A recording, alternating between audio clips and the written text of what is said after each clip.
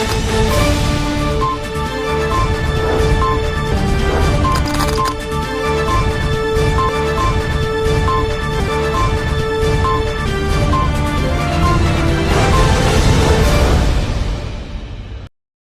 के रैंटलाव ग्राम पंचायत का वर्ष 2024-25 का बजट फिर से खारिज हो गया है और पंचायती सुपरसीड होने की शक्यता लग रही है। पारड़ी तालुका के रैंटलाव ग्राम पंचायत का वर्ष 2024-25 का अनुमानित बजट, जिसके बारे में बैठक हुई थी, जिस बजट का 6 सदस्यों ने विरोध किया था, जबकि सरपंच के पक्ष में केवल 4 सदस्य थे। फिर से बजट अस्वीकृत होने पर आने वाले दिनों में पंचायत सुपरसीड होने के संकेत दिखाई दे रहे हैं।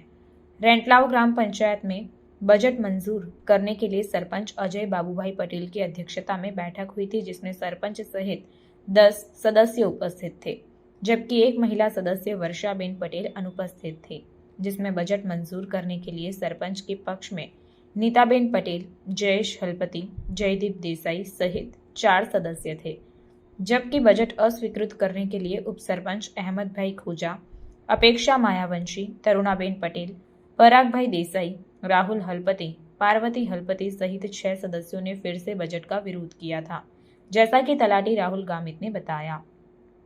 6 सदस्यों ने विश्वास में लेकर काम न करने के लिए सरपंच के खिलाफ आरोप लगाए थे। इस बारे में टीडीओ विशाल पटेल ने बताया कि पंचायत का बजट 31 मार्च तक सर्वसम्मति से मंजूर करना होता है। 31 मार्च के बाद चुनावी आचार संहिता को लेकर कोई निर्णय नहीं लिया गया था।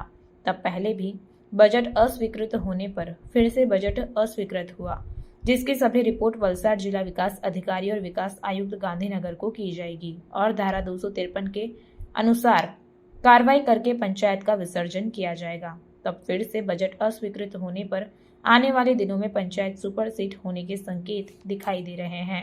आज की तारीख में गुजरात पंचायत अधिनियम अनुसार ग्राम पंचायते પોતાનું વાર્ષિક અંદાજપત્ર 31 માર્ચ સુધી મંજૂર કરાવવાનું રહે છે।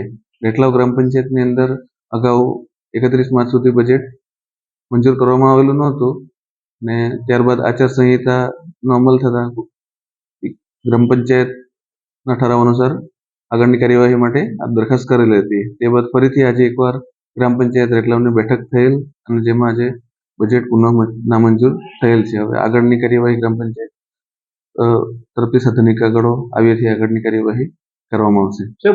બજેટ ગ્રામ પંચાયતનું બજેટ નામંજૂર થાય તો એ પંચાયતને વિસર્જન કરવાની કાર્યવાહી અત્રેથી કરવામાં આવશે। એના માટે અત્રેથી એમને પુનઃ 1% આપવામાં આવેલ હતી માન્ય વિકાસ કમિશનર સાહેબની સૂચનાથી। હવેથી ફરીથી એમને 1% આપી અને ત્યારબાદ અપીલ થશે અને પછી ત્યારબાદ પંચાયતનું વિઘટન થશે।